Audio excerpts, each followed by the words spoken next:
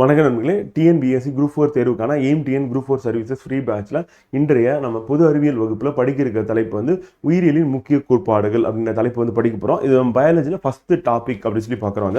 ஏற்கனவே நம்ம முந்தைய வகுப்புகளில் வந்து நம்ம இயற்பியல், வேதியியல் சொல்லிட்டு 15 தலைப்புகள் வந்து கம்ப்ளீட் பண்ணியிருந்தோம். இப்போ 16வது தலைப்பாக இது வந்து படிக்க இருக்கோம். இது நம்மளுடைய புத்தகத்தில் பக்க எண் வந்து 141 இருக்கு. ஸோ 141 எடுத்துக்கோங்க. ஸோ அதில் தான் நம்ம வந்து இப்போ படிக்க போகிறோம் அப்படின்னு சொல்லி பார்க்குறோம். இதில் ஃபர்ஸ்ட் செல்லுனா என்ன, செல்லோட அமைப்புனா என்ன அப்படின்னு படிக்க போகிறோம். அதே மாதிரி செல்லோட வரலாறு என்னென்ன, அப்புறம் செல்லின் வகைகள் அப்படின்னு பார்க்கும்போது ப்ரோகேரியட்டுகள்லாம் என்ன, யூகேரியட்டுகள்லாம் என்ன, மீசோகேரியட்டுகள்லாம் என்ன அப்படின்னு படிக்க போகிறோம். அந்த ப்ரோகேரியட்டுக்கும் யூகேரியட்டுக்கும் உள்ள வேறுபாடு நம்ம அட்டவணையில் பார்க்க போகிறோம். செல் முதல் உயிரினம் வரை எப்படி அமைஞ்சிருக்கு அப்படின்றத தெரிஞ்சுக்க போறீங்க. அப்புறம் மிக முக்கியமான தாவர செல்லுக்கும் விலங்கு செல்லுக்கும் உள்ள வேறுபாடு அட்டவணையில் படிக்க போகிறோம். அதற்கடுத்து செல்லோட நுண்ணுறுப்புகள் அப்படின்னு சொல்லிட்டு செல் சவ்வு, அடுத்து சைட்டோபிளாசம், அதுக்கடுத்து புரோட்டோபிளாசம், எண்டோபிளாச வலைப்பின்னல், கோல்கி உறுப்புகள், லைசோசோம், ரைபோசோம்கள், அதற்கடுத்து வந்து தாவர செல்களில் உள்ள வாக்குவேல்கள், அதுக்கடுத்து மைட்டோகாண்ட்ரியா, அதற்கடுத்து வந்து கணிகங்கள், கணிகங்களில் வந்து வெளிர்கணிகம், பசுங்கணிகம், வண்ணக்கணிகம் அப்படின்னு சொல்லி பார்க்குறோம். அது என்ன அப்படின்னு படிக்க போகிறோம். ஸோ அதற்கடுத்து சென்ட்ரியோல்கள் அப்படின்னு பார்க்குறோம். இது அனைத்தும் வந்து பார்த்தீங்கன்னா அது என்ன, அதனுடைய பணிகள் என்ன அப்படின்றத படித்து இந்த வகுப்பில் தெரிஞ்சுக்க போகிறோம். மிக முக்கியமான ஒரு தலைப்பு, கண்டிப்பாக இதிலிருந்து கேள்வி வரும் அப்படின்னு பார்க்குறோம். அப்கமிங் நம்ம குரூப் 4 எக்ஸாமில் கண்டிப்பாக இதுலேருந்து வினாக்கள் வருதுக்கான வாய்ப்புகள் மிக அதிகம். நல்லா கவனமாக படிங்க, நல்லா ரிவைஸ் பண்ணுங்க அப்படின்னு சொல்லி பார்க்குறோம். ஃப்ரெண்ட் வாங்க படிப்போம்.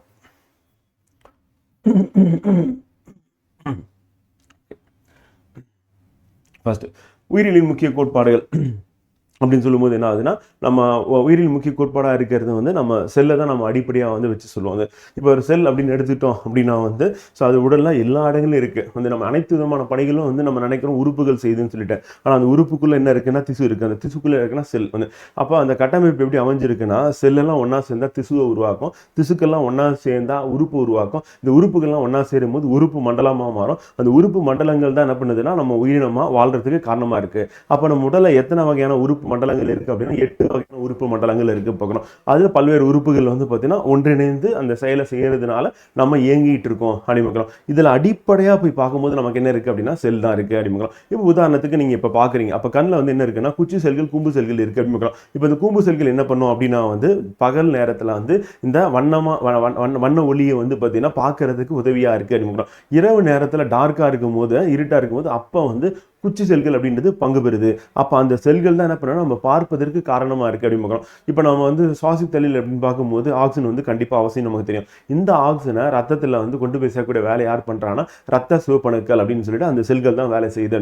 நம்ம நோய் எதிர்ப்பு சக்திக்கு காரணமானது என்ன, ரத்த வெள்ளை அணுக்கள்னு சொல்லுவோம், அதுவும் செல்லு தான் அப்படின்னு பார்க்குறோம். அப்போ ரத்தம் முறையிறது, அடிப்பட்டு காயம் ஏற்படும் போது ரத்தப்போக்கை வந்து கட்டுப்படுத்துறதுக்கு ரத்த தட்டுக்கள் அப்படின்ற செல்கள் வந்து காரணமாக இருக்குது அப்படின்னு பார்க்குறோம். அதே மாதிரி கிட்னியில் வந்து நெஃப்ரான் அப்படின்ற செல்கள் வந்து என்ன பண்ணுதுன்னா நம்ம ரத்தத்தில் இருக்கு ரத்த சுத்திகரிப்பு பண்ணி அதில் இருக்க தேவையில்லாத கழிவுகளை வந்து வெளியேற்றுறது அப்படின்னு பார்க்குறோம். அதே மாதிரி மூளையில் இருக்கக்கூடிய நியூரான் அப்படின்ற செல்லு வந்து பார்த்தீங்கன்னா நமக்கு நரம்பு தூண்டல்களுக்கு காரணமாக இருக்குது. அதே மாதிரி நம்ம யோசிக்கிறதுக்கும் சிந்தனை செய்யறதுக்கும் அந்த செல்கள் வந்து காரணமாக இருக்குது அப்படிங்க. இந்த மாதிரி ஒவ்வொரு இதயத்தில் இருக்கிற செல் வந்து பார்த்தீங்கன்னா இதயத்தை துடிக்கிறதுக்கு காரணமாக இருக்கும். நுரையீரல் செல்கள் வந்து பார்த்தீங்கன்னா நுரையீரல் சுருங்கி விரிவடைய காரணமாக இருக்கும். இந்த மாதிரி பல்வேறு விதமான பணிகள் வந்து நம்ம உடலில் நடைபெற்று கொண்டு இருக்கிறது.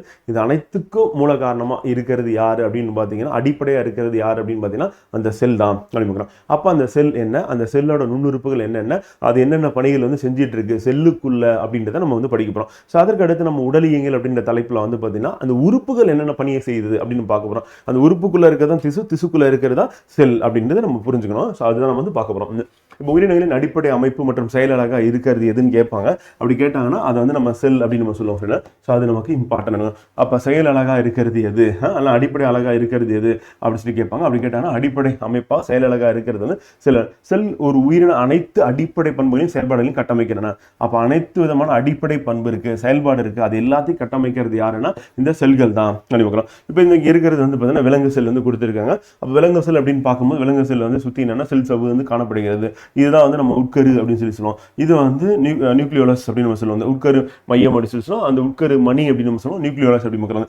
அடுத்து இது வந்து மைட்டோகாண்ட்ரியா அப்படின்னு பார்க்குறோம். ஸோ இது வந்து சென்ட்ரியோல்கள் அப்படின்னு நம்ம சொல்லுவோம் பார்த்தீங்கன்னா. ஸோ இந்த மாதிரி செல்லுக்குள்ள நுண்ணுறுப்புகள் வந்து பல நுண்ணுறுப்புகள் இருக்கு. ஸோ அது எல்லாமே பல்வேறு விதமான பணிகளை இப்போ லைசோசோம் அப்படின்றது இதுதான். அதே மாதிரி ரைபோசோம்கள் அப்படின்றது வந்து பார்த்தீங்கன்னா ஒட்டியும் காணப்படும், அது தனித்த நிலையில நமக்கு வந்து இருக்கும் அப்படின்னு சொல்லி பார்க்குறோங்க.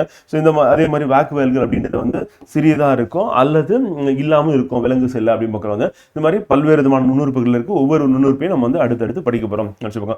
ராபர்ட் ஹூக் தான் என்ன பண்றாருன்னா முதல்ல அவர் வந்து கூட்டு நுண்ணோக்கி உருவாக்குறாரு. அதன் மூலமா செல்லை வந்து கண்டுபிடிக்கிறாரு அப்படிங்கிறோம். ஸோ அப்போ ராபர்ட் ஹூக் வந்து 1665 செல் அப்படின்ற சொல்ல முதலில் வந்து செல்லை முதலில் கண்டறிந்தது கூட்டு நுண்ணோக்கி மூலமா அப்படிங்கிறோம். அப்போ கூட்டு நுண்ணோக்கி உருவாக்கி தான் செல்லை கண்டுபிடிக்கிறாரு. அவர் பார்த்த உடனே அதை வந்து எங்க பதிவு பண்றாருன்னா மைக்ரோகிராஃபி அப்படின்னு அவர் எழுதுற புத்தகத்துல இதை போயிட்டு எழுதுறாரு அப்படிங்கிறோம். அப்போ மைக்ரோகிராஃபி அப்படின்ற புத்தகத்துல தான் இவர் என்ன பண்ணணும் செல்லை பத்தி முதல்ல எழுதுறாரு. செல் அப்படின்ற சொல்ல வந்து பயன்படுத்தியிருக்காரு அப்படிங்கிறோம். லத்தீன் மொழியில அதுக்கு பேர் என்னன்னா சிறிய அறை அப்படின்னு செல் அப்படின்னு செல்லை பற்றி படிக்கும் படிப்புக்கு பேர் என்னன்னா செல் உயிரியல் அப்படின்னு அந்த அறிவியல் பிரிவு வந்து செல் உயிரியல் என்று அழைக்கப்படுகிறது. செல்லின் அமைப்பு அப்படின்னும் போது செல்லை சுற்றி காணப்படும் வெளி உரையானது என்னன்னா செல் சவ்வு அப்படின்னு. இது எப்படி இருக்குன்னா திரவ நிலையில் சைட்டோபிளாசமா வந்து இருக்கு அப்படிங்கிறோம். உட்கரு செல்லின் பல நுண்ணுறுப்புகள் காணப்படுகின்றன அப்படிங்கிறோம். செல்லில் வந்து பார்த்தீங்கன்னா பல நுண்ணுறுப்புகள் இருக்கு. ஸோ அதுல உட்கரு அப்படின்றது வந்து செல்லின் உள்ள முக்கியமான ஒரு உறுப்பா இருக்கு அப்படிங்கிறோம். ஏன்னா செல்லை முழுவதுமா கட்டுப்படுத்துறது, எப்ப செல் வந்து எந்த வேலை பண்ணும், ஒவ்வொரு நுண்ணுறுப்பும் செய்யக்கூடிய செயலையும் அல்லது எப்போ வந்து செல் வந்து டிவைட் ஆகணும் அப்படின்னு எல்லாமே முடிவு பண்றது யார் அப்படின்னா உட்கரு அப்படிங்கிறோம். வந்து அடுத்து செல்லோட வரலாறு அப்படின்னு எடுக்கும்போது ஏற்கனவே பார்த்தா 1665 ராபர்ட் ஹூக் வந்து என்ன பண்றாரு செல் என்ற சொல்லை உருவாக்கினார் அப்படிங்கிறோம். அதே மாதிரி பாக்டீரியாவை கண்டுபிடிச்சானா ஆண்டன் வான் லூவானுக் அப்படிங்கிறோம். ஸோ பாக்டீரியாவை அமைப்பை கண்டறிந்தவர் யார் அப்படின்னு இம்பார்ட்டன்ட். ராபர்ட் பிரவுன் என்ன பண்றாரு உட்கருவை கண்டுபிடிக்கிறாரு அப்படிங்கிறோம். ஸோ அதுக்கு அடுத்து ஜெய் பர்கன்ஜி அப்படின்றவர் வந்து புரோட்டோபிளாசத்தை வந்து கண்டுபிடிக்கிறாரு அப்படிங்கிறோம். அண்ட் ஸ்லீடன் அண்ட் ஸ்வான் அப்படின்னு சொல்லிட்டு 2 அறிஞர்களும் என்ன பண்றாங்கன்னா செல் கோட்பாடு, செல்னா என்ன, அது எப்படி செயல்படும் அப்படின்னு சொல்லிட்டு அந்த கோட்பாடை வந்து முன்மொழிகிறாங்க அப்படிங்கிறோம். நமக்கு பொறுத்து கேட்கறதுக்கான வாய்ப்பு இருக்கு. ராபர்ட் ஹூக்னா செல் அப்படின்னு, ஆண்டன் வான் லூவானுக்கு பாக்டீரியா, அண்ட் ராபர்ட் பிரவுன் வந்து உட்காரு, அண்ட் ஜெய் பர்கன்ஜி வந்து புரோட்டோபிளாசம், ஸ்லீடன் ஸ்வான் அப்படின்றவர் செல் கோட்பாடு அப்படின்றது நம்ம ஞாபகம் வச்சுட்டோம்னா கரெக்டாக இருக்கும். இப்போ செல்லோட வகைகள் அப்படின்னு எடுத்துக்கும் போது என்னென்ன மாதிரியான வகைகள் இருக்கு அப்படின்னு பார்த்தீங்கன்னா ஃப்ரெண்ட் வந்து ப்ரோகிரியேட்டிக் செல்கள் அப்படின்னு மீசோகிரியேட்டிகள் அண்ட் யூகிரியேட்டிகள் சொல்லிட்டு மொத்தம் 3 வகையாக வந்து செல்லோட வகையாக வந்து நம்ம பிரிக்கிறோம் அப்படிங்கிறோம். செல்லோட அமைப்பு அப்படின்னு நம்ம எடுத்துக்கும் போது வந்து பார்த்தீங்கன்னா என்னென்ன இருக்கு அப்படின்னா வந்து ஒன்று வந்து செல் சவ்வு இருக்கு செல்லை சுற்றி, ரெண்டாவது வந்து பார்த்தீங்கன்னா சைட்டோபிளாசம் இருக்கு, மூன்றாவது என்ன அப்படின்னா உட்கரு இருக்கு அப்படிங்கிற வந்து. ஸோ அப்போ மொத்தம் 3 விதமான கட்டமைப்பு செல்லில் வந்து கண்டிப்பாக இருக்கும். ஸோ முதல்ல என்னன்னா செல் சவ்வு அப்படிங்கிறோம். ரெண்டாவது இந்த ஸ்கை ப்ளூ கலர் இருக்குல்ல, நீல கலர் இருக்குல்ல, அது வந்து என்னன்னா சைட்டோபிளாசம் வந்து. அடுத்து சென்டர்ல இருக்கிறது வந்து என்னன்னா உட்கரு அப்படிங்கிறோம். இதை நம்ம எப்படி எடுத்துக்கலாம்னா ஒரு முட்டை இருக்கு, அந்த கோழி முட்டை இருக்கு அப்படின்னா ஸோ அதை வந்து வேக வைத்ததுக்கு அப்புறம் நீங்க பார்க்கும்போது வெள்ளையா இருக்கிறது தான் வந்து சைட்டோபிளாசம் அப்படிங்கிறோம். உள்ள இருக்க மஞ்சக்கரு தான் வந்து உட்கரு அப்படிங்கிறோம். வெளியில இருக்கிற தின் லேயர் வந்து முட்டையோட ஓட்டை நீங்க உரிச்ச உடனே மேல ஒரு தின்னொரு லேயர் இருக்கும், அந்த லேயர் தான் என்னன்னா செல் சவ்வு அப்படிங்கிறோம். ஸோ அப்போ அந்த 3மே வந்து எங்க காணப்படுதுன்னா செல்லோட அமைப்பா வந்து இருக்கு அப்படிங்கிறோம். ஸோ அதற்கடுத்து ப்ரோகேரிட்டுகள் அப்படின்னும் போது என்னன்னா தொன்மையான உட்கரு கொண்ட உயிரிகள் அப்படிங்கிறோம். அப்போ தொன்மையான ஆரம்ப காலகட்டத்தில் இருந்த உயிரினங்களுடைய செல் அப்படின்றது வந்து பார்த்தீங்கன்னா ப்ரோகேரிட்டிக் செல்லா இருந்திருக்கு. இது எந்த உலகத்தில் இருக்குன்னா முனிரா உலகத்தில் இருக்கு. முனிரா உலகத்தில் யார் இருக்கான்னா பாக்டீரியா இருக்கு அப்படிங்கிறோம். ஸோ அது நமக்கு இம்பார்ட்டன்ட். அப்போ நியூக்ளியாய்டு பகுதியில் ஹிஸ்டோன் புரதம் மற்ற டிஎன்ஏ உட்கரு சவ்வற்று காணப்படுகிறது. இப்போ இதனுடைய நியூக்ளியாய்டு அப்படின்னும் போது என்னன்னா அந்த உட்கரு பகுதியில் ஹிஸ்டோன் அப்படின்ற புரதம் இல்லாத டிஎன்ஏ வந்து, ஏன்னா பாக்டீரியா இருக்கு, பாக்டீரியாவுடைய வந்து உட்கருவில் என்ன இருக்குன்னா டிஎன்ஏ இருக்கு. ஸோ அதில் வந்து என்ன இல்லாமல் இருக்குன்னா ஹிஸ்டோன் அப்படின்ற புரதம் மட்டும் காணப்படுகிறது. அதே மாதிரி அந்த செல் பாக்டீரியாவோட செல் இருக்கு அப்படின்னா அதுக்குள்ள இருக்கக்கூடிய உட்கருவை சுற்றி என்ன இல்லை அப்படின்னா வந்து உட்கரு சவ்வு இல்லை அப்படிங்கிறோம். அப்போ மெயின் பாயிண்ட் என்னன்னா தொன்மை உட்கருன்னு நம்ம சொல்றோம். அப்போ ரொம்ப பழமையான உட்கருவை கொண்டதா இருக்கு அப்படிங்கிறோம். அந்த எவல்யூஷன்ல பரிணாம வளர்ச்சியில வந்து பார்த்தீங்கன்னா மேம்பாடு அடைந்த விலங்குகளும் தாவரங்களும் தோன்றுது.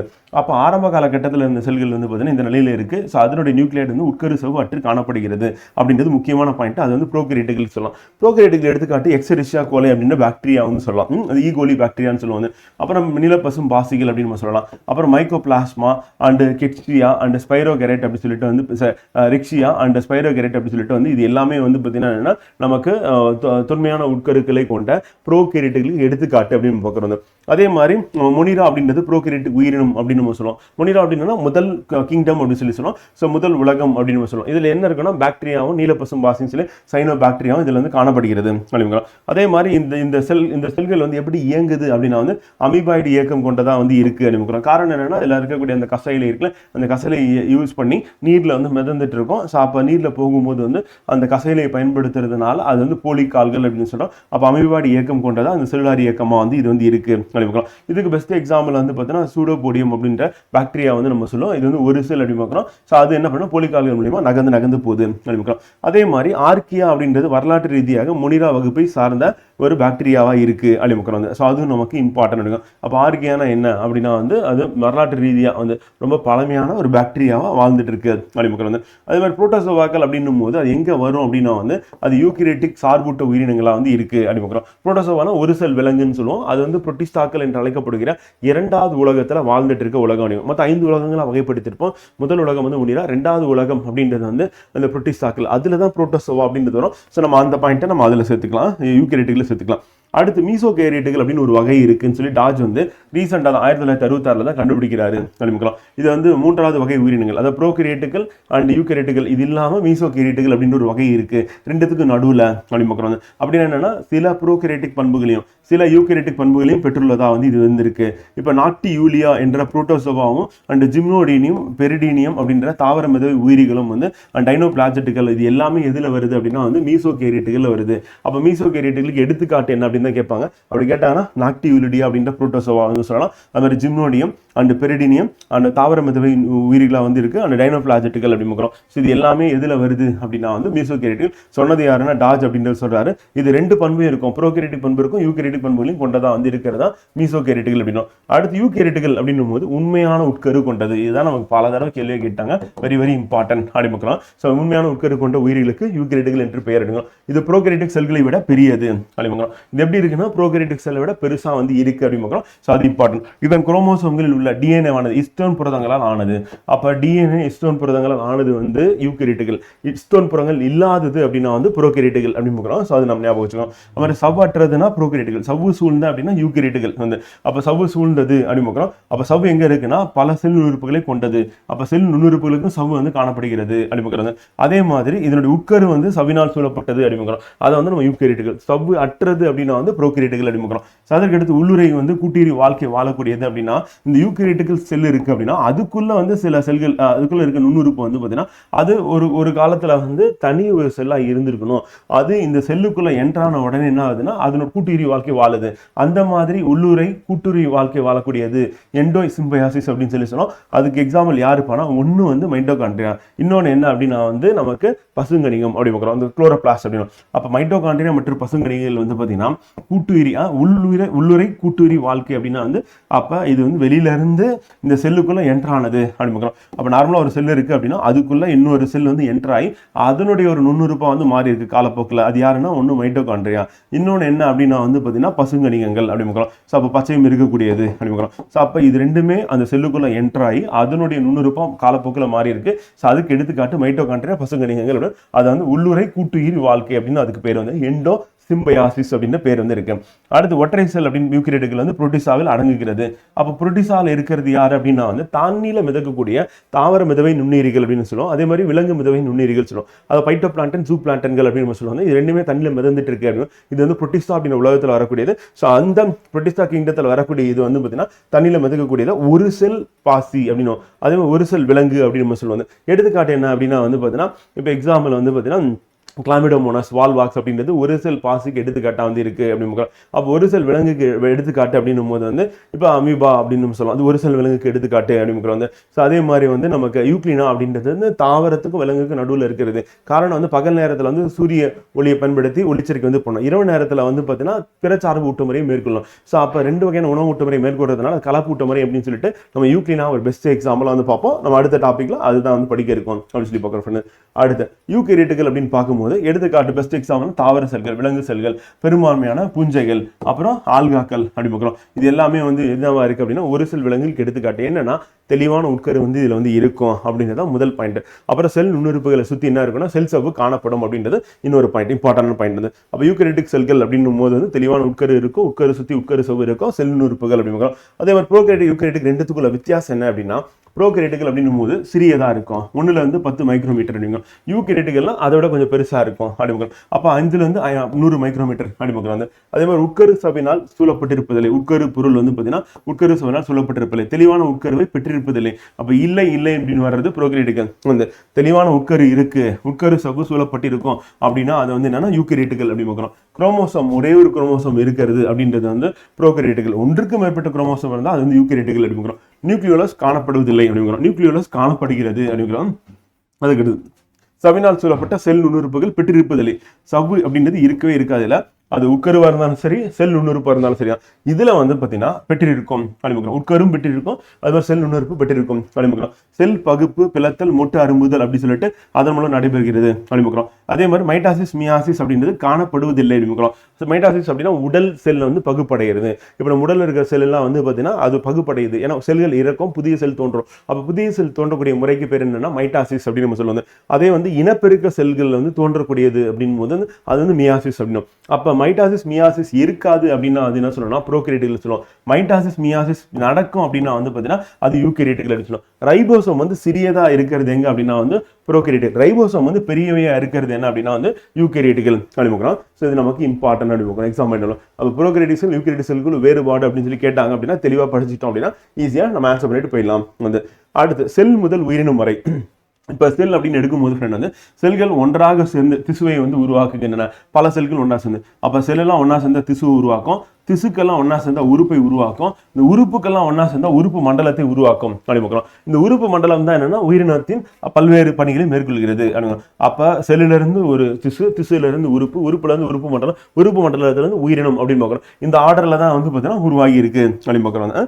இப்போ தாவர செல் அப்படின்னு எடுத்துக்கும் போது அதனுடைய பாகங்கள்ல முக்கியமானது விலங்கு செல்லுக்கு தாவர செல்லுக்கு முக்கியமான வித்தியாசம்னா ஃபர்ஸ்ட் செல் சுவர். அப்போ செல் சுவர் காணப்படும் எதை சுற்றினா தாவர செல்லை சுற்றி அப்படிங்கிறோம். எதுக்கு இருக்காதுன்னா விலங்கு செல்லுக்கு இருக்காது.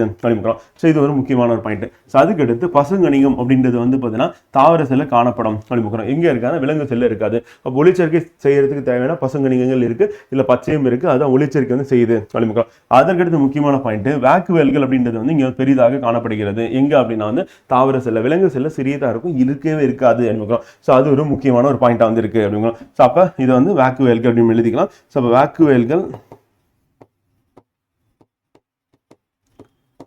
காணப்படும். இப்போ இந்த 3 பாயிண்ட்டுமே தாவர செல்லுக்கும் விலங்கு செல்லுக்கும் மிக முக்கியமான வித்தியாசமா இருக்கு. மற்றதெல்லாம் ஏறக்குறைய ஒரே மாதிரி தான் இருக்கும் அப்படிங்கிறோம். இதே விலங்கு செல் அப்படின்னு எடுத்துக்கும் போது நமக்கு தாவர செல்ல வந்து செல் சுவர் இருக்கு, விலங்கு செல்ல செல் சவ்வு இருக்கு. அப்போ தாவர செல்ல செல் சவ்வு இருக்கானா செல் சவ்வும் இருக்கும். பார்த்தீங்கன்னா தெரியும், ஃபர்ஸ்ட் லேயர் வந்து செல் சுவர் வந்து, அடுத்த 2வது லேயர் என்ன அப்படின்னா வந்து செல் சவ்வு அப்படிங்கிறோம். அப்போ தாவர செல்லையும் என்ன காணப்படுகிறதுனா செல் சவ்வு காணப்படுகிறது, விலங்கு செல்லையும் செல் சவ்வு காணப்படுகிறது. ஆனால் தாவர செல்ல செல் சுவர் இருக்கும், விலங்கு செல்ல செல் சுவர் இருக்காது அப்படின்றத நம்ம ஞாபகம் வச்சுக்கணும். அடுத்து தாவர செல்லுக்கும் விலங்கு செல்லுக்கும் உள்ள முக்கியமான இன்னொரு வித்தியாசம் என்ன அப்படின்னா சென்ட்ரியோல்கள் அப்படின்றது வந்து காணப்படுகிறது அப்படிங்கிறோம். அப்போ சென்ட்ரியோல்கள் எங்கே இருக்கும் அப்படின்னா, இப்போ சென்ட்ரியோல்கள் அப்படின்னு காணப்படுகிறது விலங்கு செல்ல இருக்கும், தாவர செல்ல இருக்காது அப்படின்னு ஒரு முக்கியமான ஒரு பாயிண்ட். அடுத்து லைசோசோம்கள் அப்படின்னு நம்ம பார்க்கும்போது வந்து பார்த்தீங்கன்னா எங்கே காணப்படுகிறது அப்படின்னா தாவர செல்களில் இருக்காது, விலங்கு செல்ல கண்டிப்பாக வந்து இருக்கும் அப்படின்னு பார்க்கலாம். அதே மாதிரி சில மேம்பாடு அடையாத தாவர செல்களில் லைசோசோம்கள் வந்து காணப்பட முடியும். ஆனால் மெயின் பாயிண்ட் என்ன அப்படின்னா வந்து இந்த சென்ட்ரியோல்கள் அப்படின்றது தாவர செல்ல இருக்காது, விலங்கு செல்ல இருக்கும் அப்படின்றது முக்கியமான பாயிண்ட். ஸோ அதை நம்ம நோட் பண்ணிக்கிட்டோம்னா கரெக்டாக இருக்கும் அப்படி பார்க்குறோம். இப்போ தாவர செல்ல விலங்கு செல்லுக்கும் இல்லை வேறுபாடு அப்படின்றது பார்த்துருவாங்க. ஸோ விலங்கு செல்லோட ஒப்பிடும்போது தாவர செல் வந்து எப்படி இருக்குன்னா பெருசா இருக்கு. காரணம் வந்து ஒரு பக்கம் செல் சுவர் இருக்கு, ரெண்டாவது வந்து அதுல வந்து வேக்குவல் அப்படின்றது காணப்படுகிறது அப்படிங்கிறோம். அது விலங்கு செல் எப்படி இருக்குன்னா சிறியது அப்படிங்கிறது. பிளாஸ்மா சவ்வுடன் கூடுதலாக செல் சுவர் காணப்படுகிறது. இப்போ பிளாஸ்மா சவ்வும் இதில் இருக்கு, பிளஸ் கூடுதலாக செல் சுவர் அப்படின்றது காணப்படுகிறது அப்படிங்கிறோம். செல் சுவரை நம்ம 3ஆ பிரிக்கிறோம். ஒன்று வந்து மையத்தட்டு, ரெண்டாவது முதன்மை சுவர், மூன்றாவது வந்து 2ஆம் நிலை சுவர் சொல்லிட்டு ஒரு 3 அடுக்கா எது இருக்குன்னா செல் சுவர் இருக்கு. இங்க செல் சுவர் கிடையாது, இல்லை அப்படிங்கிறோம். அதுக்கு அடுத்து பிளாஸ்மோடெஸ்மேட்டா அப்படின்றது காணப்படுகிறது. அப்படின்னா என்னன்னா ஒரு செல்லோ இன்னொரு செல்லோ வந்து பார்த்தீங்கன்னா பக்கத்தில் இருக்க இன்னொரு செல்லோட தொடர்பு கொள்றது அப்படிங்கிறோம். அந்த மாதிரி தொடர்பு கொள்ளக்கூடிய அந்த நிலையை வந்து நம்ம என்ன சொல்லணும்னா பிளாஸ்மோடெஸ்மேட்டா அப்படின்னு சொல்லுவோம். இது வந்து அந்த மாதிரி விலங்கு செல் வந்து ஒன்று தொடர்பு கொள்ளுதானா கிடையாது அப்படிங்கிறோம். அப்போ தாவர செல் ஒன்றோட ஒன்று தொடர்பில் வந்து இருக்கு. அந்த துவாரத்துக்கு பேர் வந்து பிளாஸ்மோடெஸ்மேட்டா என்று அழைக்கப்படுகிறது. பசுங்கணிகம் காணப்படுகிறது எங்க தாவர செல்ல, விலங்கு செல்ல காணப்படுவதில்லை அப்படிங்கிறோம். அதுக்கு அடுத்து பெரிய வேக்குவல்கள் காணப்படுகின்றன அப்படிங்கிறோம் தாவர செல்ல. இங்க தற்காலிக இல்லை சிறியதா வேக்குவல்கள் இருக்கின்றன. அப்படி வேக்குவலை சுற்றி ஒரு உரை இருக்கும், வேக்குவல் பெருசா இருக்கும், அதுக்கு ஒரு உரை காணப்படும். வேக்குவலை சுற்றி இல்லை சவ்வு காணப்படும், அது வந்து டோனோபிளாஸ் என்று அழைக்கப்படுகிறது. டோனோபிளாஸ் அப்படின்றது இல்லை அப்படிங்கிறோம். ஏன்னா முக்கியமானது ஆல்ரெடி கேட்டாங்க. சென்ட்ரியோல்கள் இங்கே காணப்படுவதில்லை, இங்கே காணப்படாது, இங்கே வந்து சென்ட்ரியோல்கள் காணப்படுகிறது அப்படிங்கிறோம். உட்கரு செல்லின் ஓரங்களில் காணப்படும். ஏன்னா வேக்குவல் பெருசா இருக்கிறதுனால இப்போ தாவர செல் இருக்கு அப்படின்னா வேக்குவல் பெருசா இருக்கும், அப்போ உட்கரு ஓரத்துக்கு வந்துடும். ஆனால் இங்கே வேக்குவல் வந்து கிடையாது, அதனால சென்ட்ரல்ல வந்து காணப்படும், செல்லின் மையத்துக்கு காணப்படும். லைசோ லைசோசோம்கள் இது அரிதாக காணப்படுகின்றன, இருக்கும் அரிதா, ஆனால் இங்கே கண்டிப்பாக வந்து லைசோசோம் இருக்கும் அப்படிங்களா. இதனுடைய சேமிப்பு பொருள் தாவர செல் என்ன பண்ணுன்னா ஒளிச்சேர்க்கை பண்ணி நமக்கு தரசம் அப்படின்றது சேமிப்பு பொருளாக தயாரிக்கிறது. விலங்கு செல் வந்து பார்த்தீங்கன்னா சேமிப்பு பொருள் கிளைக்கோஜன் அப்படிங்கிறோம். அப்படின்னா அது பிறசார்பு ஊட்ட முறையில் உணவு உட்கொண்டு செரிமானம் அடைஞ்சு அந்த செரிமானம் அடைஞ்ச உணவில் இருக்க குளுக்கோஸை வந்து கிளைக்கோஜனாக மாற்றி தசைகள்லையும் அடிப்போசிஸ்லையும் சேமித்து வைக்கும் அப்படிங்கிறோம். இதுதான் வந்து எங்கே நடக்குது அப்படின்னா விலங்குகள் நடக்குது அப்படிங்கிறோம். இப்போ நம்ம மார்க் பண்ணியிருக்க அந்த பாயிண்ட்ஸை நீங்கள் படிச்சுக்கிட்டீங்க அப்படின்னா போதும் ஃப்ரெண்ட். இதை நமக்கு எக்ஸாம்லையும் கொஸ்டினாக வந்து கேட்பாங்க அப்படிங்கிறோம். ஸோ அதுக்கு அடுத்து செல் சவ்வு அப்படிங்கிறோம். ஸோ செல் சவ்வு அப்படின்னும் போது இது வந்து பிளாஸ்மா சவ்வு, பிளாஸ்மா லெம்மா என்று அழைக்கப்படுகிறது அப்படின்னு. இது வந்து செல்லுக்கு என்ன பண்ணுது, ஒரு எல்லையாக காணப்படுகிறது.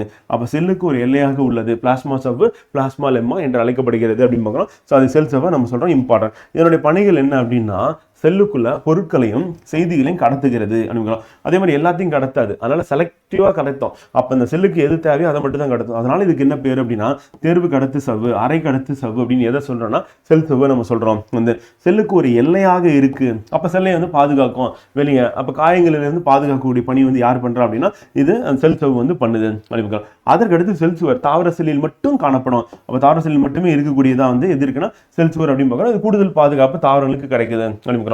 அப்ப இது எங்க இருக்கு செல் சுவர் அப்படின்னா பிளாஸ்மா சவ்விற்கு வெளியே காணப்படுகிறது அப்படிங்கிறோம். அப்போ உறுதியான ஒரு பாதுகாப்பான ஒரு அடுக்கா இருக்கு செல் சுவர் அப்படின்னு. இது எதனால் ஆனதுன்னா செல்லுலோஸால் ஆனது அப்படிங்கிறோம். மொத்தம் 3 அடுக்குகள் இருக்கு, ஏற்கனவே பார்த்துட்டோம். ஸோ அது வந்து இடைத்தட்டு, முதன்மை சுவர், இரண்டாம் நிலை சுவர் அப்படின்னு சொல்லி மொத்தம் 3 அடுக்குகளா இருக்கு அப்படின்னு பார்த்தோம். இதனுடைய படிகள் என்ன அப்படின்னா செல் சுவர் வந்து வடிவத்தை கொடுக்கிறது, காயங்களிலிருந்து பாதுகாக்கிறது செல் சவ்வு மாதிரி. அதோட செல்லுக்கு விரைப்பு தன்மையை கொடுக்கிறது. இந்த இப்போ வடிவம் வந்து காயம், அதுக்கப்புறம் விரைப்புத்தன்மை, இது மூணுமே வந்து பார்த்தீங்கன்னா எது செல் சுவர் இருக்கிறதுனால தாவர செல்லுக்கு வந்து கிடைக்குது அப்படின்ற பாயிண்ட்டை ஞாபகம் வச்சுட்டா போதும். அடுத்து பிளாஸ்மோடெஸ்மாட்டான்னு ஏற்கனவே சொன்னா ஒரு இது ஒரு செல் வந்து இது மற்றொரு செல் வந்து. இப்போ இந்த 2 செல்லுக்கு நடுவில் வந்து பார்த்தீங்கன்னா இந்த இணைப்பு அப்படின்றது வந்து பிளாஸ்மோடெஸ்மாட்டா. அப்போ சிறிய துவாரத்தின் மூலமாக ஒவ்வொரு செல்லும் அதன் அருகில் உள்ள செல்லோட இணைத்துக் கொள்கிறது அப்படின்னா ஸோ அதுக்கு பேர் என்னப்பா அப்படின்னா பிளாஸ்மோடெஸ்மாட்டா என்று அழைக்கப்படுகிறது. அடுத்து சைட்டோபிளாசம் அப்படின்னும் போது முட்டையோட வெள்ளைக்கரு நம்ம சொன்ன ஃப்ரெண்டு. அப்போ மஞ்சக்கரு வந்து என்ன சொல்லுவோம் அப்படின்னா வந்து உட்கரு, வெள்ளைக்கரு வந்து சைட்டோபிளாசம். இது உட்கருவை தவிர்த்துள்ள பகுதி. அப்போ ஒரு செல் இருக்கு அப்படின்னா அப்போ அந்த செல்லில் உட்கரு இருக்குன்னா இந்த உட்கரை தவிர்த்துங்க மீதி இருக்கக்கூடிய இந்த பகுதி தான் நம்ம என்ன சொல்லணும் சைட்டோபிளாசம் அப்படின்னு. சைட்டோபிளாசம் செல்லின் இயக்க பகுதி அப்படின்னு சொல்லணும். இயக்க பகுதி தான் ஏன்னா வளர்ச்சிதை மாற்றம் எல்லாமே நடக்கிற பகுதி. அதாவது கார்போஹைட்ரேட், புரதம், கொழுப்பு சொல்லிட்டு ஹார்மோன்கள் சொல்லி எல்லாமே வந்து பார்த்தீங்கன்னா உற்பத்தி செய்யக்கூடிய பகுதி அது இருக்குன்னா சைட்டோபிளாசம். அதனால இதை என்ன சொல்லணும் செல்லின் இயக்க பகுதி அப்படின்னு சொல்லணும். இந்த சைட்டோபிளாசம் எதனால் ஆனது அப்படின்னா சைட்டோசால் மற்றும் செல் நுண்ணுறுப்புகளால் ஆனது. ஏன்னா இதில் நுண்ணுறுப்பெல்லாம் காணப்படுகிறது. அப்போ அது இருக்கு, மீதி இருக்கிற பகுதி அந்த ஜெல்லி மாதிரி இருக்குல்ல அதுதான் என்ன சொல்லணும்னா சைட்டோசால் அப்படின்னு பார்க்கலாம். இந்த சைட்டோசால் அப்படின்றது வந்து என்ன அப்படின்னா வந்து ஜெல்லி மாதிரி இருக்கிறது. இதில் நீர் தான் வந்து இருக்கு, பெருமளவு 70-90% அப்படி பார்க்கலாம். பொதுவாக எப்படி இருக்கும் நிறமற்றது. இப்போ முட்டையை உடச்சி ஒரு டம்ளரில் கிளாஸ் டம்ளரில் போட்டிங்க அப்படின்னா வந்து என்ன ஆகும்னா அது வந்து டிரான்ஸ்பரண்டாக இருக்கும், உள்ள இருக்க மஞ்சக்கருவே நமக்கு தெரியும். அப்போ அது எப்படி இருக்குன்னா நிறமற்றதாக இருக்கு வந்து அது மாதிரி ஜெல்லி மாதிரி இருக்கு, அந்த அதிக அளவு நீர் தான் காணப்படுகிறது அப்படி பார்க்கலாம். ஸோ இப்போ இதை வந்து நம்ம 2 அடுக்காக பிரிக்கிறோம். எப்படி பிரிக்கிறோம் அப்படின்னா இந்த செல் சவ்வு இருக்குல்ல அதுக்கு கீழே இருக்கிற இந்த பகுதி இருக்குல்ல இந்த பகுதி வந்து நம்ம என்ன சொல்றோம் அப்படின்னா வந்து எக்டோபிளாசம் அப்படின்றது அது செல் சவ்விற்கு கீழே. இதுதான் செல் சவ்வு. இந்த அந்த செல் சவ்வுக்கு கீழே இருக்கிறது இது உட்கரு வந்து செல் சவ்விற்கு கீழே இருக்கிறது வந்து எக்டோபிளாசம் அப்படின்னும். இந்த எக்டோபிளாசத்துக்கும் உட்கருக்கும் இடைப்பட்ட பகுதி. அப்போ இந்த எக்டோபிளாசம் அப்படின்றது இதுதான் வந்து எக்டோ அப்படின்னு நம்ம சொல்றோம். இந்த எக்டோபிளாசத்திற்கும் இந்த உட்கருக்கும் இடைப்பட்ட இந்த பகுதி நம்ம என்ன சொல்றோம் அப்படின்னா எண்டோபிளாசம் அப்படின்றோம். இப்போ எண்டோபிளாசம் என்று அழைக்கப்படுவது எது அப்படின்னா எக்டோபிளாசத்துக்கும் உட்கருக்கும் இடைப்பட்ட பகுதி வந்து எண்டோபிளாசம் அப்படின்னு வந்து.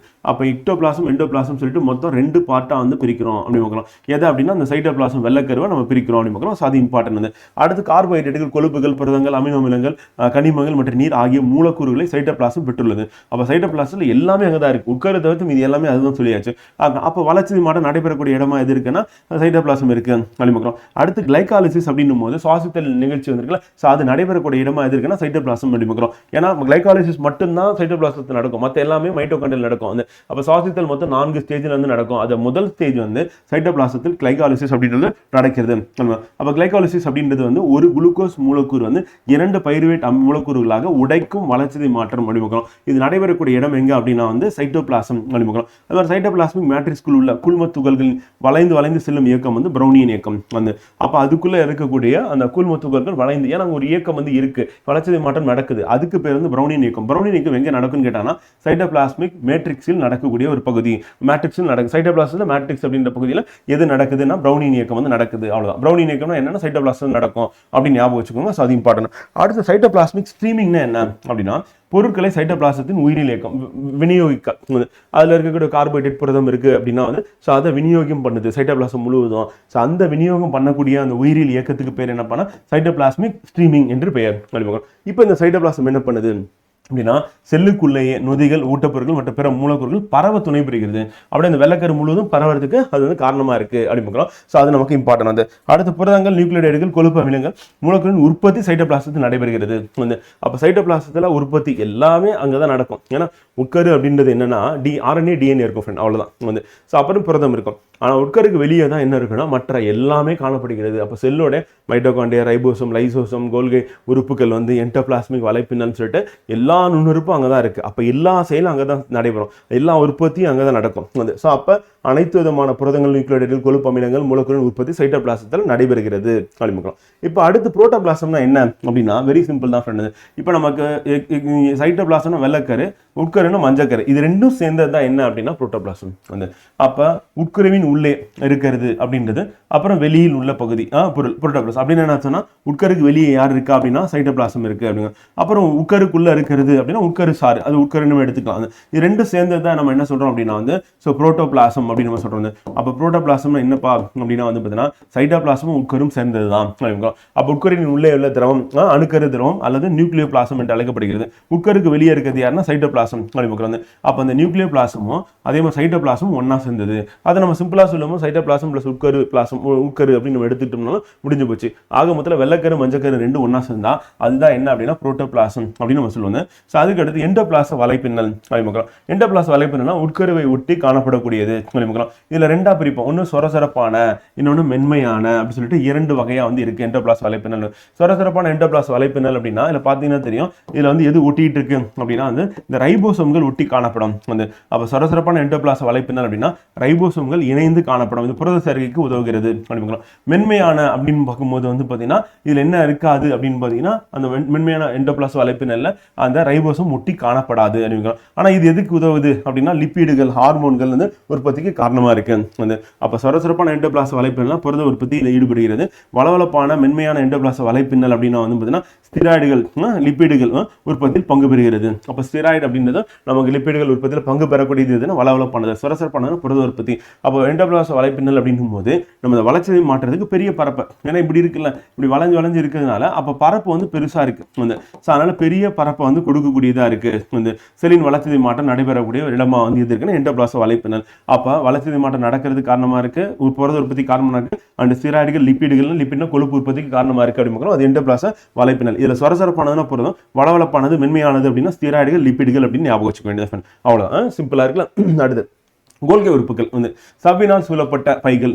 நம்ம சவ்வு அப்படின்றது நுண்ணுறுப்பு காணப்படும் நம்ம ஏற்கனவே சொன்னோம். அது வந்து என்னன்னா யூகேரியட் செல் அப்படின்னு சொல்லி சொன்னோம். அப்போ சவ்வினால் சூழப்பட்ட பைகள் ஒன்றன் மேல் ஒன்று அடுக்கி வைக்கப்பட்டு வந்து அப்போ பை வந்து ஒன்று மேல ஒன்று அடுக்கி வச்ச மாதிரி இருக்கு. இந்த சுரப்பி குழல்கள் அப்படின்னு காணப்படுகிறது. அதுதான் கோல்கை உறுப்புகள். அப்போ பேக் வந்து ஒன்று மேல ஒன்று அடுக்கின மாதிரி இருக்கு. வந்து அதே மாதிரி சுரப்பி குழல்கள் அப்படின்னு காணப்படக்கூடிய பகுதி நம்ம கோல்கை உறுப்புகள் அப்படிங்க. கோல்கை உறுப்புகள் அதனுடைய பார்ட்ஸ் அப்படின்னும் போது என்னன்னா இந்த சிஸ்டர்னே அப்படின்றது அந்த மடிப்புக்கு பேரு. அப்புறம் வெசிக்கிள் அப்படின்றது வந்து அது அதனுடைய டெர்மினல் பார்ட்ல அதன் முனைப்பகுதியில் காணப்படக்கூடியது. அப்ப சிஸ்டர்னேக்கள், வெசிக்கிள்கள் அப்படின்னு காணப்படுறது எதுனா கோல்கை உறுப்புகள் காணப்படுகிறது. இதை ஃபர்ஸ்ட் சொன்னது யார் அப்படின்னா கேமிலோ கால்ஜி அப்படின்றவர் தான் இதை வந்து விவரிக்கிறாரு. கோல்கை உறுப்பை கண்டுபிடிச்சவர்னு சொல்லலாம். வந்து அப்ப தட்டு போன்ற பகுதி வந்து என்ன சொல்லணும்னா சிஸ்டர்னாக்கள், வலை போன்ற ஒன்றோடு ஒன்று இணைக்கப்பட்டுள்ள குழல்கள், வெசிக்கிள்கள். வந்து ஸோ அப்ப சிஸ்டர்னாக்கள், அதுக்கடுத்து வெசிக்கிள்கள் அப்படின்றது வந்து காணப்படக்கூடியது, குழல்கள் வந்து காணப்படக்கூடியதுன்னு கோல்கை உறுப்புகளை காணப்படுகிறது. அதை நுண்குமிழ்கள், வெசிக்கிள்கள் நம்ம சொல்லுவாங்க. ஸோ மற்றும் புறப்பகுதியில் வாக்குவலைகளையும் காற்று பைகளை பெற்று காணப்படுகிறது. அந்த தாவர செல்லின் கோல்கை உறுப்புகள் டிக்டியோசோம்கள் என்று அழைக்கப்படுகின்றன. அப்போ டிக்டியோசோம்கள் என்று அழைக்கப்பட்டது இது. இல்லை தாவர செல்லில் இருக்கக்கூடிய கோல்கை உறுப்புகளுக்கு மற்றொரு பேர் என்னன்னா டிக்டியோசோம். அவ்வளோ முடிஞ்சு போச்சு. ஸோ அப்போ கோல்கை உறுப்புகள் அப்படின்னா நம்ம நோட் பண்ண பாயிண்ட் கண்டுபிடிச்சதான கேமிலோ கால்ஜி.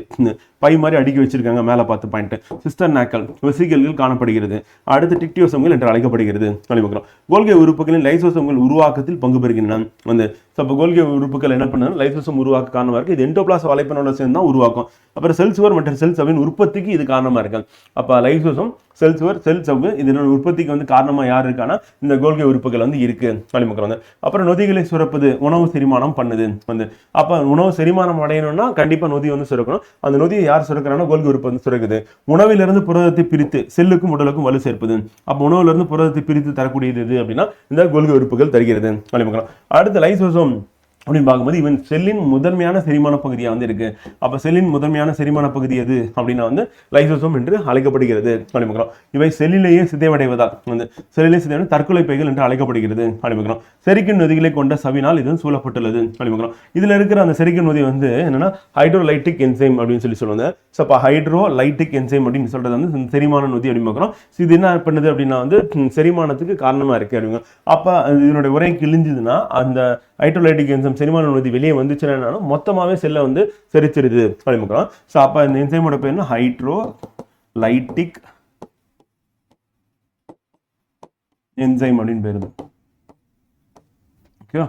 அடுத்து வந்து இதை வந்து செரிக்கும் பைகள் அப்படின்னு சொல்றோம் வந்து. ஏன்னா உணவு செரிக்கிறதுக்கு இதுவும் காரணமா இருக்கு, கோல்கி உறுப்பும் காரணமா இருக்கு அப்படின்னு ஏற்கனவே பார்த்தோம். எண்டோபிளாச வலை கோல்கி உறுப்பு ரெண்டும் ஒன்னா சேர்ந்து தான் என்ன பண்ணுதுன்னா எதை உருவாக்குனா அந்த லைசோசோமும் உருவாக்குது அப்படின்னு பார்க்கலாம். உற்பத்தி ஆகினா லைசோசோமின் சவ்வு கிளையை நேர்ந்தால் நமக்கு என்ன ஆகும், அதுல இருக்க நொதி வெளியே வந்துடும். அப்படி வெளியே வந்து மொத்தமா செரிக்கிறோம், அதான் அழிவை ஏற்படுத்தும். அதனால இது வந்து தற்கொலை பைகள் நம்ம சொல்றோம் வந்து. அப்ப அதுல இருக்க உரை வந்து கிழிஞ்சு உள்ள இருக்கிற நொதி வெளியே வந்து மொத்த செல்லையும் அதை அழிச்சிடும். அதனால தற்கொலை பைகள் அப்படின்னா செல் விடுங்குதல் அப்படின்னா எண்டோசைட்டாசிஸ் சொல்லுவோம். இது என்ன பண்ணுன்னா WBC அப்படின்ற ஒரு செல் இருக்குல்ல, ரத்த வெள்ளை அணுக்கள் சொல்லுவாங்க. ஸோ அந்த செல்லில் இருக்க லைசோசோம் என்ன பண்ணுன்னா ஒரு பாக்டீரியா இருக்கு அப்படின்னா செல்லுக்குள்ள வருது, அதை உள்ள தூக்கி போட்டு அதை வந்து ஜீரணம் பண்ணிடும் வந்து. அப்போ அதை செரிமானம் செஞ்சிருது. அதுக்கு பேர் என்ன செல் விழுங்குதல் அப்படின்னு சொல்லுவாங்க. அதே மாதிரி உணவு துகள் இருக்கு அப்படின்னா அதை உள்ள போட்டு செரிக்கும் வந்து. ஸோ அப்போ செல் விழுங்குதல் செல்லில் இருக்கப்பட்ட துகள்களை செரிமானம் செய்தல் அப்படின்றது யார் பண்றான்னா இந்த லைசோசோம் வந்து பண்ணுது. ரத்த வெள்ளை அணுக்கள் இருக்கக்கூடிய லைசோசோம்கள் பண்ணுவோம். நோய்க்குலாம் யாரு பாக்டீரியாவா இருக்கலாம், அல்லது வைரஸா இருக்கலாம், அல்லது பூஞ்சையா இருக்கலாம். அப்போ பாக்டீரியா வைரஸ் பூஞ்சை உள்ள வருது அப்படின்னா அந்த துகள்களை உள்ள போட்டு செரிமானம் செஞ்சு அழித்திரும் அப்படின்னு. மூப்படைந்த செல் இருக்கு, வயசான ஒரு செல் இருக்கு, அதுக்கு மேல அது வேலை செய்யல அப்படின்னா வந்து அந்த வயசான அல்லது சீரழிந்த செல் நுண்ணுறுப்புகள் இருந்தது அப்படின்னா அந்த நுண்ணுறுப்புகள் வந்து சிதைவில் லைசோசோம் பங்கு பெறுகிறது. அதனால இது என்ன சொல்றாங்கன்னா பாக்டீரியா வைரஸ் பூஞ்சைக்கு எதிராக சண்டை போடும் போது அதை வந்து செரிமானம் செய்யும் போது அழிக்கும் படை வீரர்கள் வந்து.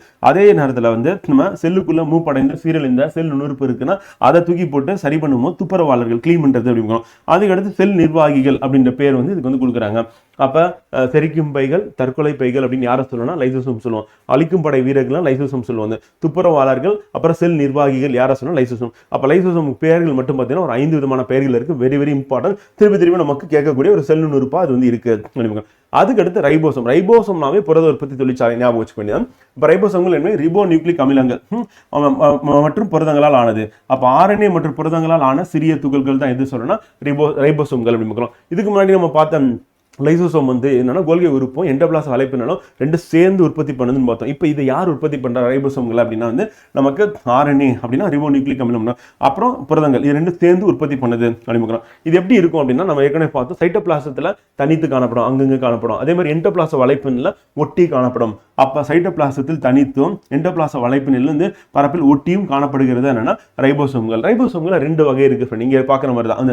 ஸோ அப்போ வந்து 50S பெரிய பெரிய பெரிய சைஸ்ல ஒன்று இருக்கு, சிறிய சைஸ்ல ஒன்று இருக்கு. அதாவது 80S அப்படின்னு ரைபோசோம் அப்படின்னு சொல்லுவோம். இது வந்து 70S அப்படின்ற ரைபோசோம் வந்து சொல்லுவோம். இப்போ இந்த 80S ரைபோசோம் 70S ரைபோசோம் அப்படின்னும் போது இது எங்க இருக்குன்னா ப்ரோகாரியோட்டிக் செல்ல 70S ரைபோசோமும் அதே 80S ரைபோசோம் வந்து பார்த்தீங்கன்னா நம்ம யூகாரியோட்டிக் செல்லிலும் காணப்படுகிறது. இதுலேயே வந்து 2 துணையலகு இருக்கு. பெரிய துணையலகுன்னு சொல்லுவோம் இதை, இது வந்து சிறிய துணையலகு. இதுலேயும் பெரிய துணையலகு, இது வந்து சிறிய துணையலகு அப்படின்னு சொல்லுவோம். 2 வகையாக வந்து பிரிக்கிறோம், அதோட சைஸ் வச்சு பிரிக்கிறோம். ஸோ அப்போ ஒவ்வொரு ரைபோசோமும் 2 துணையலகுகளை கொண்டது. ஒரு சிறிய துணையலகு மற்றும் பெரிய துணையலகு அப்படின்னு 2 வகையான ரைபோசோம்கள் காணப்படுகிறது. அதான் பார்த்தோம் 70S ரைபோசோம்கள் அப்படின்னு பார்க்கலாம். மற்றொன்று 80S ரைபோசோம்கள் அப்படின்னு பார்க்கலாம். இப்போ 70S ரைபோசோம் அப்படின்னு எப்படி பிரிக்கிறாங்கன்னா 30 மற்றும் 30 மற்றும் 50 அப்படின்னு பார்க்கலாம் என்ற 2 துணையலகுகளை கொண்ட ப்ரோகாரியோட்டிக் செல்கள் காணப்படுகிறது. இதுதான் இம்பார்ட்டன்ட். ப்ரோகாரியோட்டிக் செல்ல காணப்படுறது என்னன்னா 70S ரைபோசோம்கள் வந்து. யூகாரியோட்டிக் செல்களை காணப்படுவது என்னன்னா 80S ரைபோசோம்கள் வந்து. ஸோ அதனுடைய துணையலகா பிரிக்கும் போது 30, 50 அது பிரிக்கிறோம். இது 40, 60 அப்படின்னு சொல்லிட்டு பிரிக்கிறோம் அப்படின்னு பார்க்கலாம். ஸோ அப்படியே நம்ம 70, 80 வந்து அது டோட்டல் போட்டா வராது. ஸோ இந்த இடத்துல வந்து 10 கூடுதல் தான் இருக்கு. என்னன்னா 30, 50 போட்டோம்னா இந்த இடத்துல 20 கூடுதலா இருக்கு. 40, 60 போறோம் 80S ரைபோசோம் அப்படின்றத நம்ம ஞாபகம் வச்சுக்கணும் அப்படின்னு பார்க்கலாம். ஸோ அது இம்பார்ட்டன்ட். 30, 50 அப்படின்னு பார்க்கலாம். ஸோ அதுக்கு அடுத்து 40, 60 அப்படின்னு பார்க்குறோம். ஸோ அது ஞாபகம் வச்சுக்க வேண்டாம். இல்லைன்னா இப்படி கூட ஞாபகம் வச்சுக்கோங்க. இங்கே 30 அடுத்து இங்கே 40 இருக்கு, இங்கே 50 இங்கே அடுத்து 60 இருக்கு அப்படின்னு ஞாபகம் வச்சுக்கோங்க. அப்போ உங்களுக்கு என்ன ஆகும்னா ஈஸியாக உங்களுக்கு இது வந்து புரிஞ்சிடும் அப்படின்னு ஞாபகம் வச்சுக்கிட்டீங்கன்னா வந்து. ஸோ அப்போ 30 40 இங்கே, அங்கே 50 இங்கே 60 அப்படின்னு போட்டுருங்க. அது வந்து என்னன்னா அதனுடைய துணையலகா வந்து இருக்கு அப்படின்னு பார்க்குறோம். ஸோ அது நமக்கு இம்பார்ட்டன்ட் அப்படின்னு பார்க்குறோம் ஃப்ரெண்ட் வந்து. ஓகேவா? அடுத்து ரைபோசோம்களின் வகைகள் அப்படின்னு பார்க்கும்போது ஃப்ரெண்ட் வந்து, ஸோ இது வந்து ப்ரோகேரியோட்டிக் செல்களான எங்கெல்லாம் இருக்குது அப்படின்னா, ப்ரோகேரியோட்டிக் செல்கள் நம்ம சொல்லிட்டோம். நீலப்பசும் பாசி, அப்புறம் பாக்டீரியங்கள், மைட்டோகாண்ட்ரியங்கள், பசுங்கணிகங்கள் மற்றும் பல பாசிகள், பசுங்கணிகள் கொண்ட பல பாசிகள் இருக்குன்னா அது. அப்புறம் உயர் தாவரத்தில் பசுங்கணிகம் இருந்தாலும் அப்போ இந்த 70S அப்படின்றத வந்து நம்ம ஞாபகம் வச்சுக்க வேண்டியது ஒன்று பாக்டீரியா. அப்போ பாக்டீரியா அப்படின்னு பார்க்கும்போது நீலப்பசும் பாசி, அப்புறம் பாக்டீரியா. நீலப்பசும் பாசினா அதுவும் பாக்டீரியா தான், ஆனால் ஒளிச்சேர்க்கை செய்யக்கூடிய பாக்டீரியா. அப்புறம் ஒளிச்சேர்க்கை செய்யாத பாக்டீரியா 2. மைட்டோகாண்ட்ரியா, பசுங்கணிகம், இது வந்து நுண்ணுறுப்புகள். இந்த நுண்ணுறுப்புகளே ரைபோசோம்கள் இருக்கு. அங்க இருக்கிற இடத்துல வந்து பாத்தீங்கன்னா அந்த 70S ரைபோசோம் தான் இருக்கு. இப்போ ஒரு தாவரம் விலங்கு இருக்கு, ரைபோசோம் வந்து தனித்த நிலையில் இருக்கு, என்டோபிளாஸ்ம் வலைப்பின்னல் ஒட்டி காணப்பட்டா அங்க 80S இருக்கும். ஆனா 70S ரைபோசோம் வந்து தாவர விலங்குல எங்க இருக்குன்னு கேட்டாங்கன்னா பாக்டீரியா நீலப்பசும் பாசியில் இருக்கிற மாதிரி நமக்கு மைட்டோகாண்ட்ரியாலையும் பசுங்கணிகத்துக்கு உள்ள போனீங்கன்னா 70S. அப்போ வெளியே அப்படின்னா வந்து 80S தான் இருக்கும். யூகரியோட்டிக் செல்லாக இருக்க விலங்கு செல்லையும் தாவர செல்லையும் அப்படின்றத தெளிவாக புரிஞ்சுக்கணும். இப்போ இந்த ரைபோசோம்கள் வந்து அதை மெஷர் பண்ணுறதுக்கு நம்ம என்ன யூஸ் பண்ணுறோம் அப்படின்னும் போது இந்த ஸ்வெட்பர்க் அப்படின்ற யூனிட் யூஸ் பண்ணுறோம். அண்ட் யூகரியோட்டிக் செல்கான தாவரங்கள் மற்றும் விலங்குகள் என்ன இருக்கு அப்படின்னா வந்து நமக்கு 80S ரைபோசோம்கள் காணப்படுகிறது. அதை எப்படி சொல்றேன்னா, இப்போ ஒரு செல் இருக்கு, அந்த செல்லோட நியூக்ளியஸ் இருக்கு, இது நியூக்ளியோலஸ் இருக்கு, இப்போ இது மைட்டோகாண்ட்ரியா இருக்கு அப்படின்னு பார்க்குறோம். அதே மாதிரி இது பசுங்கணிகம் அப்படின்னு வச்சுக்கோங்க ஃப்ரெண்ட். இப்போ இந்த செல்லில் ரைபோசோம் வந்து எங்கே இருக்கும் அப்படின்னு பார்த்தீங்கன்னா, நம்ம இந்த என்டோபிளாஸ்ம் வலைப்பின்னல் இருக்குல்ல அதில் ஒட்டிட்டு இருக்கும். அப்புறம் சைட்டோபிளாஸ்மத்தில் தனியாகவும் இருக்கும். இப்போ சைட்டோபிளாஸ்மில் தனித்து இருக்கிறது, என்டோபிளாஸ்ம் வலைப்பின்னல் ஒட்டி இருக்கிறது, இது எல்லாமே என்னன்னா 80S அப்படின்னு சொல்லி சொல்லுவோம். இது விலங்கு செல்லா இருந்தா, தாவர செல்லா இருந்தாலும் 80S இருக்கும். இதே நேரத்தில் மைட்டோகாண்ட்ரியாக்குள்ள என்ன இருக்கும்னா 70S தான் இருக்கும். பசுங்கணிகத்துக்குள்ள என்ன இருக்குன்னா 70S தான் இருக்கும். அதுதான் நம்ம இங்க சொல்றோம். அதனால கன்ஃபியூஸ் ஆகக்கூடாது. அப்போ மைட்டோகாண்ட்ரியா அண்ட் பசுங்கணிகத்துக்குள்ள இருக்கிறது வந்து 70S ரைபோசோம் அப்படின்னு பார்க்குறோம். அதே ரைபோசோம்கள் வந்து என்டோபிளாஸ்ம் வலைப்பின்னல் ஒட்டியும் அதே மாதிரி சைட்டோபிளாசத்தில் தனித்தும் காணப்பட்டால் அது வந்து தாவர செல் விலங்கு செல்ல இருந்ததுன்னா அது 80S ரைபோசோம்கள் என்று அழைக்கப்படுகிறது அப்படின்னு பார்க்கலாம். ஸோ அது இம்பார்ட்டன்ட் பண்ணுது. ஓகேங்களா? அடுத்து ஸ்வெட்பர்க் அப்படின்ற யூனிட் வந்து எதுக்கு யூஸ் பண்றோம் அப்படின்னா அதனுடைய சைஸ் வந்து மெஷர் பண்றதுக்கு. இப்போ ரைபோசோமின் பருமன் வந்து, அப்புறம் துணை அலகின் பருமன், இது வந்து ஸ்வெட்பர்க் அப்படின்ற அலகால வந்து பார்த்தீங்கன்னா அளவு குறிக்கப்படுகிறது அப்படின்னு பார்க்குறோம். இதை வந்து குறிப்பிட்டது யாருன்னா தியோடர் ஸ்வெட்பர்க் அப்படின்ற வேதியியல் அறிஞர் தான் கண்டுபிடிக்கிறார். இவருக்கு நோபல் பரிசும் கொடுக்குறாங்க அப்படின்னு பார்க்குறோம். அப்போ ரைபோசோமின் பருமன் மற்றும் அதனுடைய துணை அலகு வந்து பருமன் இருக்கு அப்படின்னா ரைபோசோமின் பருமன் அதனுடைய துணை அலகுகளின் பருமன் அப்படின்னு அந்த ஸ்வெட்பர்க் அலகால் குறிக்கப்படுகிறது அப்படின்றது நமக்கு இம்பார்ட்டன்ட் இருக்கும். ஸோ எக்ஸாம் பாயிண்ட் ஆஃப் வியூல. அடுத்து ரைபோசோமுடைய பணிகள் என்ன அப்படின்னா புரத உற்பத்தியில் ஈடுபடுது, புரத தொழிற்சாலைன்னு நம்ம சொல்றோம். ரைபோசோம் வந்து ஒரு தூது RNA, அதாவது தூது RNA மெசஞ்சர் RNA சொல்லுவோம். அது வந்து mRNA நம்ம சொல்லுவோம். அந்த mRNA உடன் இணையும் பொழுது ரைபோசோம் வந்து அப்படி இணைஞ்சதுன்னா என்ன ஆகுனா அது வந்து பாலி ரைபோசோம்கள், பாலிசோம்கள் என்று அழைக்கப்படுகிறது. அப்போ பாலிசோம்கள் என்ன, பாலி ரைபோசோம்னா எதுன்னு கேட்பாங்க. கேட்டாங்கன்னா mRNA தூது RNA மெசஞ்சர் RNA இணைஞ்சதுன்னா அதுக்கு பேர் வந்து பாலி ரைபோசோம்கள், பாலிசோம்கள் என்று அழைக்கப்படுகிறது. வாக்குவேல்கள் அப்படின்னு பார்க்கும்போது ஒற்றை செவினால் சூழப்பட்ட திரவம் தான் என்னன்னா வாக்குவேல்கள் அப்படின்னு. அப்போ ஒரே ஒரு சவ்வு மட்டும் தான் காணப்படுகிறது. இது வாக்குவேல். இது தாவர செல்ல பெருசா இருக்குன்னு பார்த்தோம், விலங்கு செல்ல சிறியதா இருக்குன்னு நம்ம பார்த்தோம். அப்போ தாவர செல்லில் காணப்படுகின்றன. விலங்கு செல்கள் சில விலங்கு செல்ல சிறியதா இருக்கும், எல்லாமே இருக்கும். அதே நேரத்தில் புரோட்டோசோவாக்கள் அப்படின்னும் போது இப்போ எக்ஸாம்பிள் அமீபா இருக்கு அப்படின்னு. அமீபா தண்ணியில் நகர்ந்து போயிட்டு அந்த உணவு பார்த்தாங்கன்னா அந்த உணவு உள்ள அனுப்பி அப்படியே அதை கவர் பண்ணி அதில் இருக்கிற ஊட்டச்சத்தை வந்து உறிஞ்சி எடுத்துக்கும். அப்போ அந்த சுருங்கும் வாக்குவேல்களா அமீபால இருக்கு அல்லது புரோட்டோசோவால இருக்கு. அப்போ புரோட்டோசோவால உணவு குமிழ்களாகவும் இந்த சுருங்கும் குமிழ்களாகவும் காணப்படுறது இதுன்னா இந்த வாக்குவேல்கள் காணப்படுகிறது. தாவர செல்ல இதுதான் பெரும்பகுதியாக வந்து ஆக்குபை பண்ணியிருக்கு அப்படின்னு. அப்புறம் தாவர செல்ல பெரும்பகுதியாக இது இருக்கு. அதே மாதிரி வாக்குவேல்களை சுற்றி காணப்படும் தெளிவான உரை வந்து டோனோபிளாஸ்ட் என்று அழைக்கப்படுகிறது. அப்போ டோனோபிளாஸ்ட்னா என்ன அப்படின்னு கேட்பாங்க. வாக்குவேல்களை சுற்றி காணப்படக்கூடிய உரையோட பேர் இம்பார்ட்டன்ட், அதை ஆல்ரெடி கேட்டாங்க. இப்போ இது தாவர செல் சுவர் இருக்கு.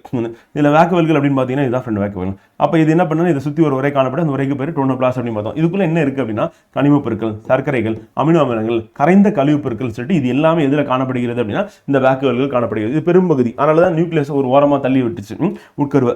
இதனுடைய பணிகள் என்னன்னா கனிம உப்புகளையும் ஊட்டப்பொருளையும் சேமித்து வைப்பது. அப்போ கனிம உப்பு இருக்கு, ஊட்டப்பொருளுக்குன்னா சேமிச்சு வைக்க வேண்டிய வேலை யார் பார்க்குறா அப்படின்னா இந்த வாக்குவேல்கள் வந்து பண்ணுது அப்படின்னு. அப்புறம் செல்லுக்கு விரைப்பு தன்மை கொடுக்குது. நீர் எவ்வளவு உறிஞ்சணும், அப்போ சவுடு பரவல் அழுத்தத்தை வந்து மெயின்டைன் பண்றது யார் அப்படின்னா இந்த வாக்குவேல்கள் மெயின்டைன் பண்ணுது அப்படின்னு. அதுக்காக இது வந்து யூஸ் ஆகுது அப்படின்னு. அதற்கு அடுத்து மைட்டோகாண்ட்ரியா மிக முக்கியமான ஒரு உறுப்பு அப்படிங்கிறோம். எப்படி நம்ம லைசோசோம்கள் முக்கியமான சொல்லுவோம், அந்த மாதிரி மைட்டோகாண்ட்ரியா மிக மிக முக்கியமான ஒரு உறுப்பு அப்படிங்கிறோம். இது வந்து சுறுசுறுப்பாக இருக்கிற செல்ல வந்து பார்த்தீங்கன்னா அதிக அளவு மைட்டோகாண்ட்ரியா இருக்கும். எடுத்துக்காட்டு வந்து தசை செல்கள் அப்படின்னு சொல்லலாம். அது எக்ஸாம்பிள் எக்ஸாம்பிளா நம்ம எடுத்துக்கலாம். மைட்டோகாண்ட்ரியா எப்படி இருக்குன்னா கோலா அல்லது குச்சி வடிவ இரட்டை சவ்வினால் ஆனது.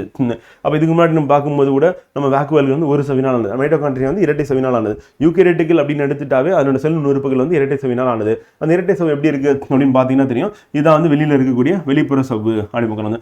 இது உள்ளுக்குள்ள இருக்கக்கூடிய அந்த மடிஞ்சிருக்கக்கூடிய மடிப்பு சவ்வு. ஸோ அப்போ இரண்டு சவ்வுனால் ஆனது, வெளிச்சவ்வு உட்சவ்வுன்னு சொல்லிட்டு ரெண்டுமே இருக்கு அப்படின்னு. அதே மாதிரி செல்லுக்கு வெளியே டிஎன்ஏ காணப்படக்கூடிய ஒரு பகுதி எது அப்படின்னா மைட்டோகாண்ட்ரியா அண்ட் பசுங்கணிகம் அப்படிங்க, ரெண்டுமே வந்து டிஎன்ஏ காணப்படக்கூடியது. அப்போ டிஎன்ஏ இருக்கு அப்படின்னு.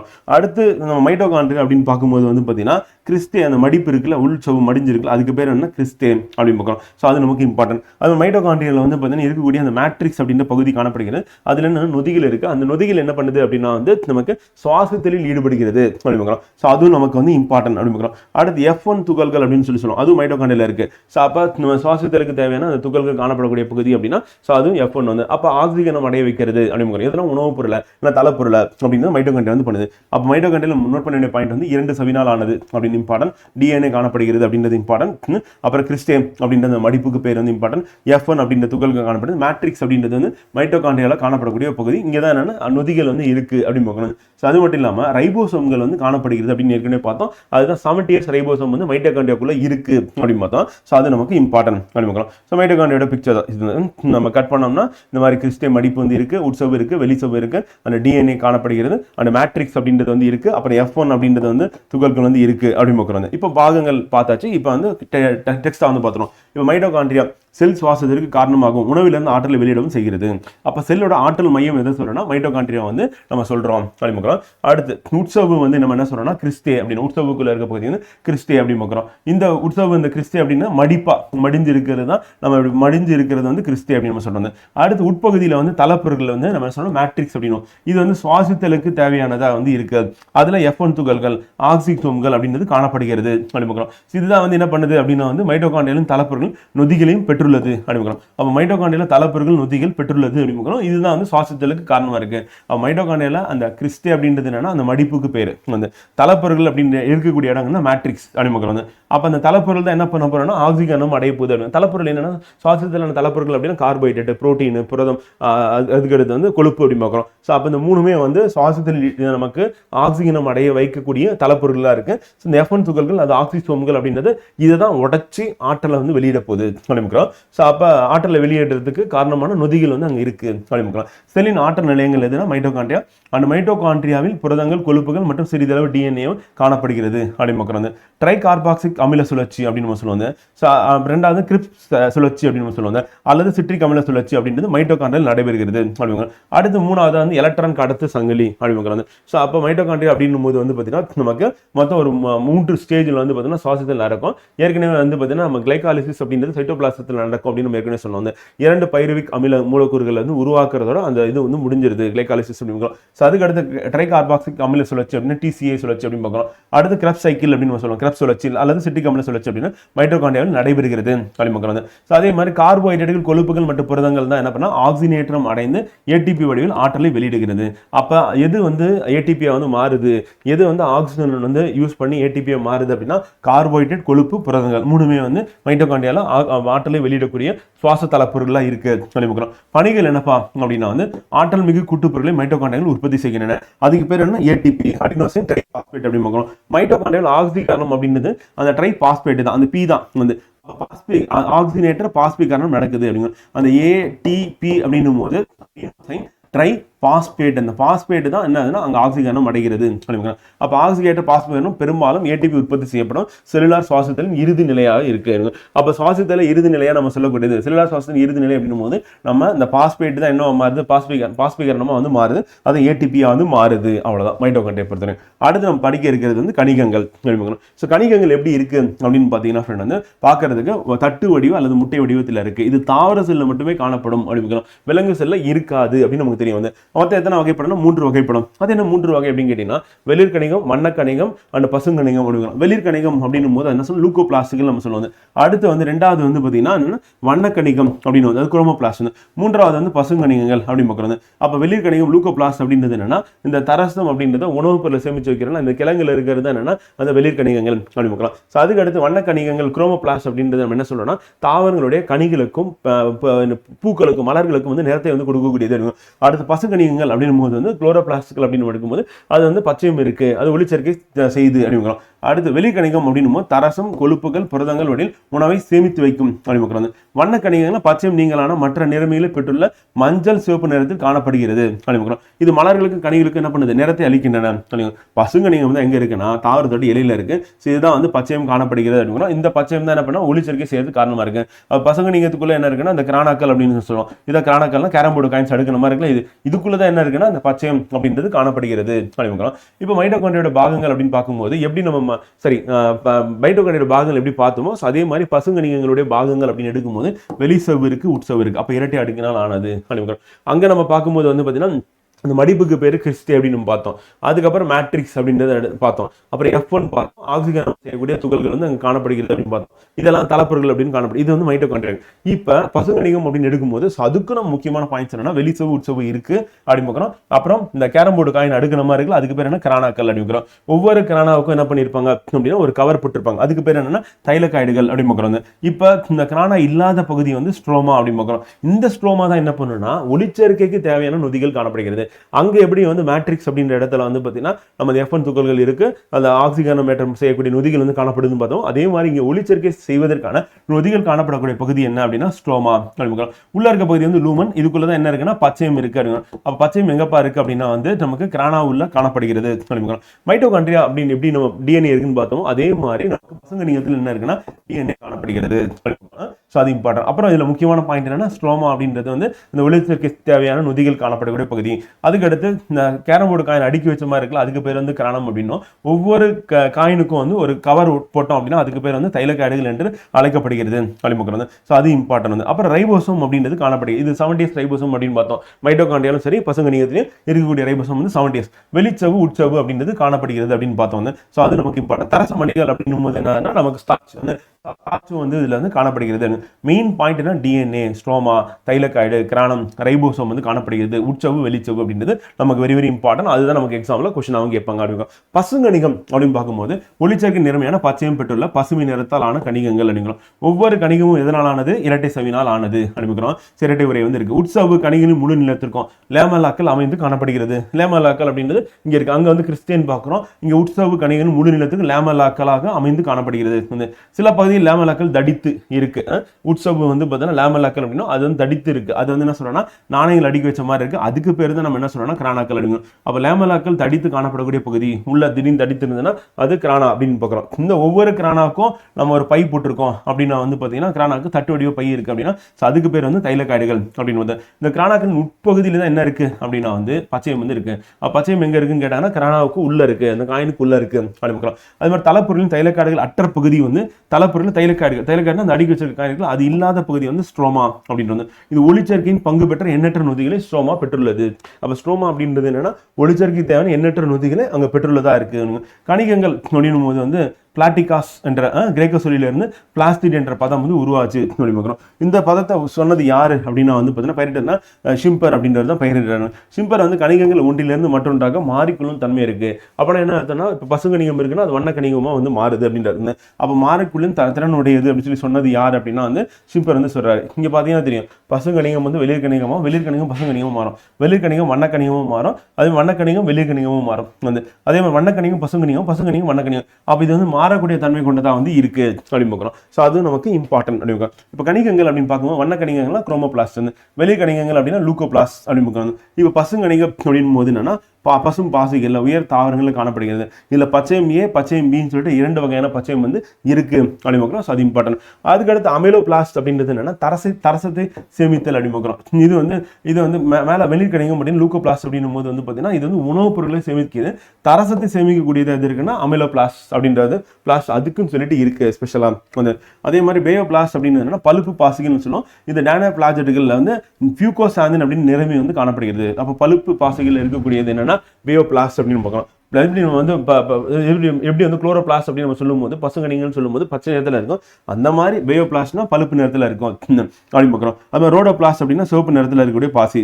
இதில் இருக்க நிறமியோட பேர் என்ன பைக்கோ எரித்ரின் அப்படிங்கிறோம். இப்போ நம்ம பசுங்கணிகள்ல பச்சையும் இருக்கு அப்படின்னு பார்த்தோம். அதே மாதிரி ரோடோபிளாஸ்ட்ல இருக்கிறது என்ன அப்படின்னா பைக்கோ எரித்ரின் அப்படின்னு நிறமி காணப்படுகிறது. பேயோபிளாஸ்ட்ல வந்து பார்த்தீங்கன்னா பழுப்பு நிறத்தில் இருக்கு. அதில் இருக்கக்கூடிய நிறமியோட பேர் வந்து பியூகோசாந்தின் அப்படின்னு பார்க்கலாம்.